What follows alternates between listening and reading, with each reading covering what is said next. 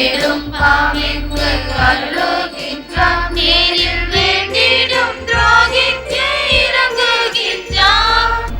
மன்னிப்பு மன்னிப்பு மன்னிப்பு தேவா, மன்னிப்பு மன்னிப்பு தாருமே இறைவா, மன்னிப்பு தாருமே இறைவா.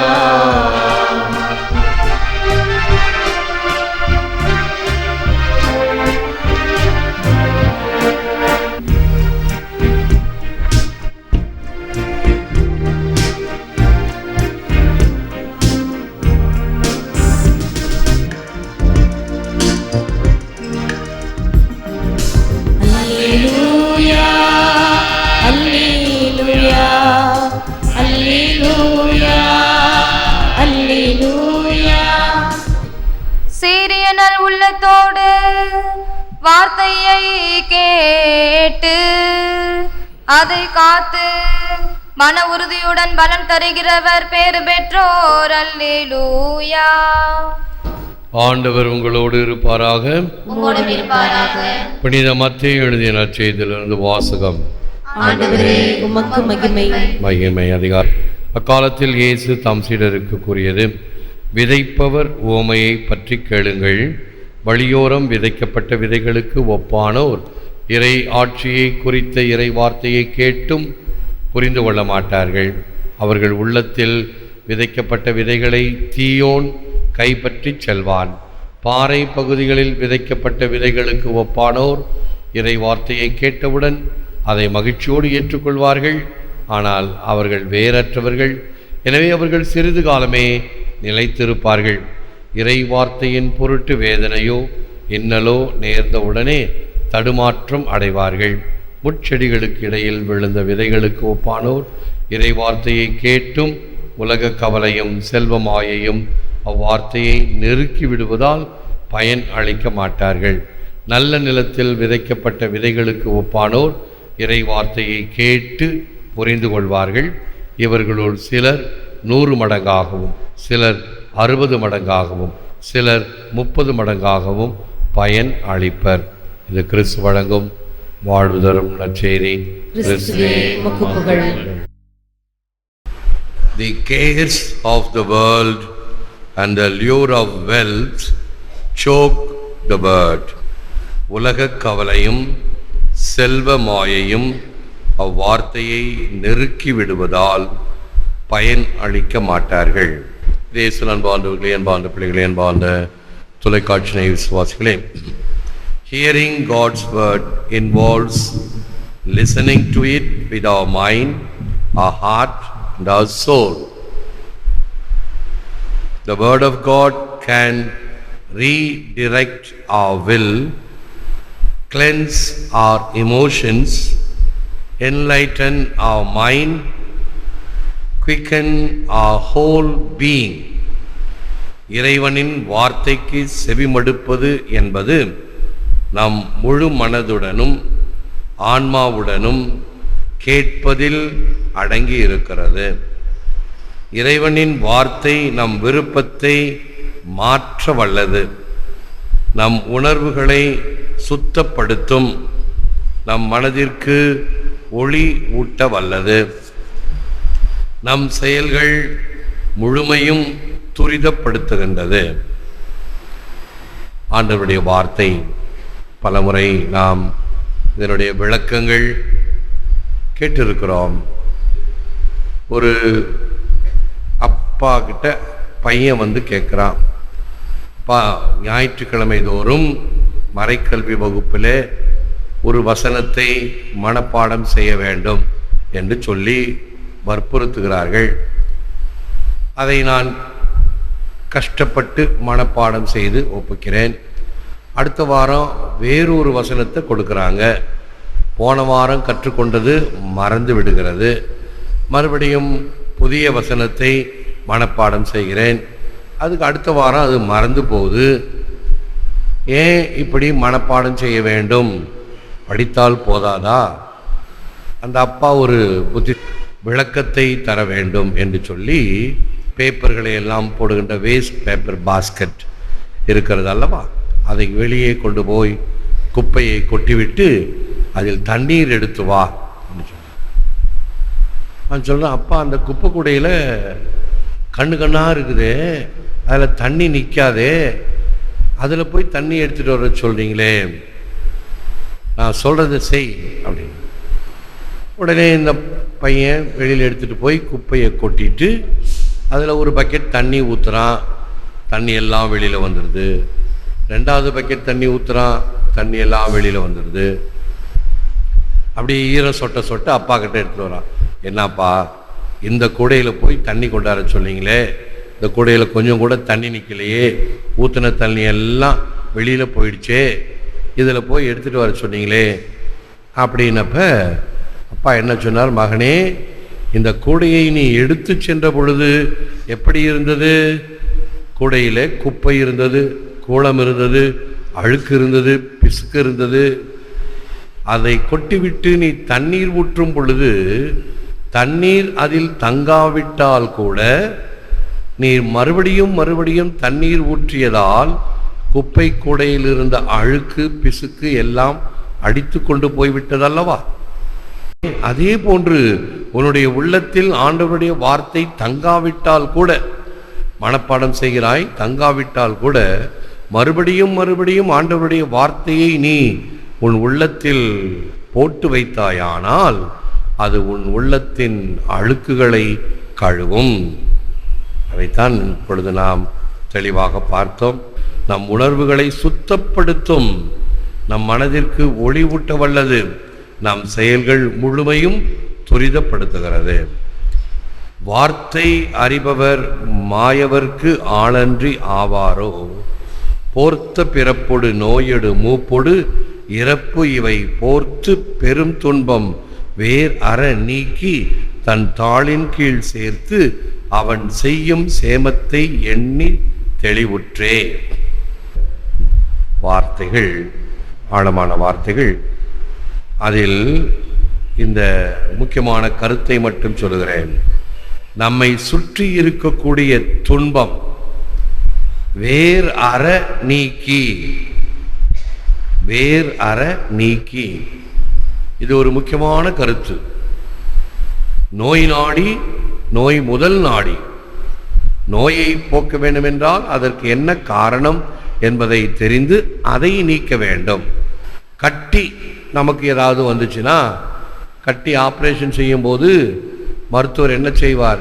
கட்டியில் ஒரு சின்ன வேர் இருக்கும், ஒரு சின்ன முளமாறு இருக்கும், அது உள்ளே இருக்கும். அதை அமுக்கி பிதுக்கி எடுத்து ரத்தம் சீடு அதோடு சேர்த்து அந்த முளையை எடுத்தால்தான் கட்டி குணமாகும். மேலே இருக்கிற சீலை மட்டும் தொடச்சிட்டு அப்படியே மருந்து வச்சு கட்டினா மறுபடியும் கட்டி உருவாகும். வேரற நீக்கி. அப்ப இறைவன் என்ன செய்கிறாராம்? நம்முடைய துன்பத்தை வேரற நீக்கி தன் தாளின் கீழ் சேர்த்து அவருடைய பாத கமலத்தில் கொண்டு வந்து சேர்த்து அவன் செய்யும் சேமத்தை எண்ணி தெளிவுற்றேன். இறைவன் செய்கின்ற நலன்கள் சேமம். முன்பெல்லாம் கடிதம் எழுதும்போது இந்த வார்த்தை வரும், சேமம், சேமத்திற்கு பதில் நலம், நலமறிய அவா. அவருடைய சேமத்தை எண்ணி தெளிவுற்றே. இறைவன் கொடுக்கின்ற நன்மைகளை நீ நினைத்தாய் என்றால் உன்னுடைய மனம் தெளிவு பெறும். We listen to every voice and to everybody, but not to ourselves. We are constantly exposed to the noise of opinions and ideas hammering at us from everywhere. நாம் நம்முடையதை தவிர மற்ற எல்லோருடைய குரலுக்கும் செவி சாய்க்கிறோம். நாம் பல்வேறு எண்ணங்களாலும் யுக்திகளாலும் சம்மட்டியால் அடிபடுவதை போன்று தொடர்ந்து சந்திக்க நேரிடுகிறது. நாம் பலவற்றை கேட்கலாம். கட்டிய கட்டடத்துக்கு பலர் நோட்டம் சொல்லுவார்கள் என்றெல்லாம் கேட்டிருக்கிறோம். இதெல்லாம் கேட்க வேண்டும். கேட்டு எவைகளை சரி செய்ய முடியுமோ சரி செய்து கொள்ளுதல் வேண்டும். எவைகளை சரி செய்ய முடியாதோ அவைகளை விட்டுவிட வேண்டும், வேறு வழி இல்லை என்று. ஆக இவைகள் எல்லாம் வாழ்க்கையினுடைய தெளிவான வழியை நமக்கு கற்றுத்தருகிறது. Some dismiss unbelief has deafened and blinded them to God. சிலர் தள்ளிவிடுகின்றனர். கடவுளின் வார்த்தையில் நம்பிக்கையற்றவர்கள் செவிடர்களாகவும் குருடர்களாகவும் உள்ளனர். Others, comfortable in sin, concerned in satisfying desires. மற்றவர்கள் பாவத்தில் சௌகரியமாகவும் தங்கள் எண்ணங்களில் திருப்தியாயிருக்க திடமாய் இருக்கிறார்கள். தங்கள் பாவத்திலே சௌகரியமாக. மக்களே, இங்கே இருப்பவர்களை விட இந்த தொலைக்காட்சியில் பார்ப்பவர்கள் மிக மிக உன்னிப்பாக இந்த மறையுரைகளையும் நான் கொடுக்கின்ற அறிவிப்புகளையும் கேட்கின்றார்கள். அவர்களை மறப்பதில்லை. நேரடியாக சந்திக்கும் பொழுது அவர்களை எல்லாம் சொல்லுவார்கள். ஒரு சில மாதங்களுக்கு முன்பு ஒரு விளக்கம் சொன்னேன். ஒரு ஆடு ஒரு பன்னி ரெண்டும் சாக்கடையில் விழுந்துருது. ஆடு என்ன செய்து அந்த நாற்றத்தை பொறுக்க முடியாமல் எப்படியாவது அந்த நாற்றத்திலிருந்து வெளியே வந்து விடுகிறது. பன்றி என்ன செய்கிறது? ஐயா ஜாலி, நல்லா கூலாக இருக்குது, இந்த இடம் எனக்கு சௌகரியமாக இருக்குது அப்படின்னு நாற்றத்திலேயே இருக்கிறது. ஆகவே பாவத்திலேயே இருப்பது அல்ல, அந்த நாற்றத்தில் இருப்பது அல்ல, அதிலிருந்து வெளியே வர வேண்டும். ஒப்புரவு அருட்சாதனம், பரிகாரம் என்றெல்லாம் செய்து இந்த பாவ சேற்றிலிருந்து நாம் வெளியே வருகிறோம். பாவ சேற்றிலேயே இருப்பவர்கள் இந்த பன்றிகளுக்கு சமம். அடுத்து மூன்றாவது வகை மக்கள் performs visible signs of faith but has neither a true love for Christ. மூன்றில் ஒரு பகுதி மக்கள் நம்பிக்கையுள்ளவர்கள் போல தோற்றமளித்தாலும் கிறிஸ்துவுக்கான உண்மை அன்பு இல்லை. மேலோட்டமாக ஒரு விளம்பரத்திற்காக, ஒரு அங்கீகாரத்திற்காக, ஒரு கைத்தட்டலுக்காக செய்கின்ற பேர்வழிகள் நிறைய பேர் உண்டு. எப்படிப்பட்டவர்கள் என்றால், யாராவது ஒரு பெரிய மனுஷன் கோயிலுக்கு வராருன்னா, ஒரு மேற்றானியாரோ அல்லது வேறு யாராவது பெரிய மனுஷனோ, அங்கே இருந்து வேலை செய்பவர்கள் நிறைய பேர், கோயிலை சுத்தம் பண்ணுறவங்க அல்லது இந்த வேலை செய்கிறவங்க, இரவு பகலாக கண் விழிச்சிருவங்க, அவங்கெல்லாம் ஓரமாக நிற்பாங்க. இந்த விளம்பர பிரியர்கள் இருக்கிறாங்களே, அப்படியே முண்டி அடிச்சுக்கிட்டு அந்த ஆள் பக்கத்தில் வந்து நினைக்குவாங்க. அதுக்கு ஃபோட்டோவுக்கு ஒரு துரும்பை எடுத்து வச்சிருக்க மாட்டான். எவ்வளவு உண்மை! எல்லா பங்குலையும், எல்லா கோவிலையும், எல்லா இடத்திலும் செய்பவர்கள் ஒரு ஓரமாக இருப்பாங்க. Behind the background, behind the screen. இப்படிதான் இவர்கள் performs visible signs of faith but has neither a true love for Christ. நம்பிக்கையுள்ளவர்கள் போல் தோற்றமளித்தாலும் கிறிஸ்துவிற்கான உண்மை அன்பு இல்லை. The latter open to receive his gift of faith, deep seated, totally trusting belief in God's word and in his love for all humanity. இறுதியாக இருப்பவர்கள் கிறிஸ்துவில் நம்பிக்கையுடன் திறந்த மனத்துடன் ஏற்றுக்கொள்வர். இறைவன் வார்த்தையிலும் மனுக்குலம் பால் அன்பிலும் முழுமையான நம்பிக்கை ஆழமாக பதிந்தது. The good and honest heart always receives and retains the word of God, and it does not stop with merely retaining it, but yields and bears fruit in such a heart. The seed will grow and your new life will be reflected.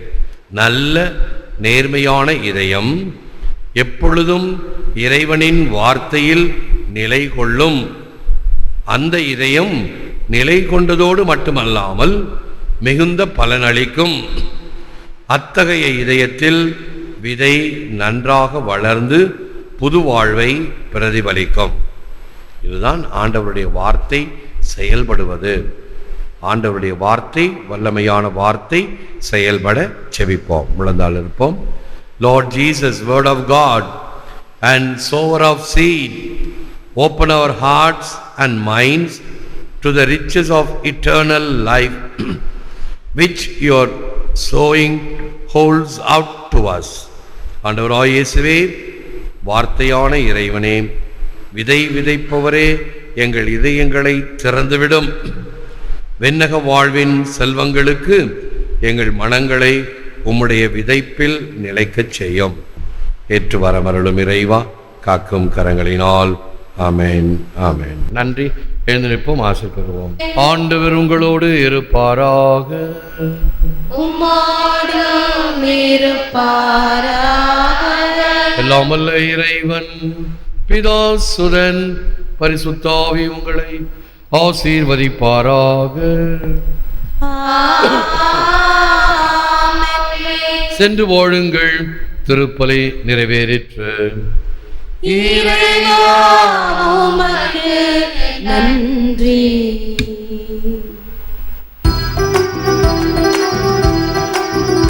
இயேசு என்னும் நாமம் பேசுகின்ற போது என் உள்ளம் மகிழ்வு கொண்டது, அதை ஏழிசையில் பாடுகின்றது.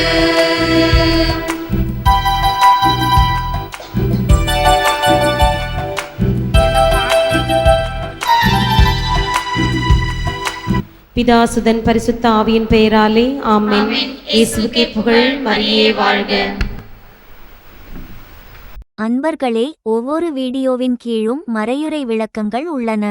படித்து பயன்பெறுங்கள். நன்றி, வணக்கம்.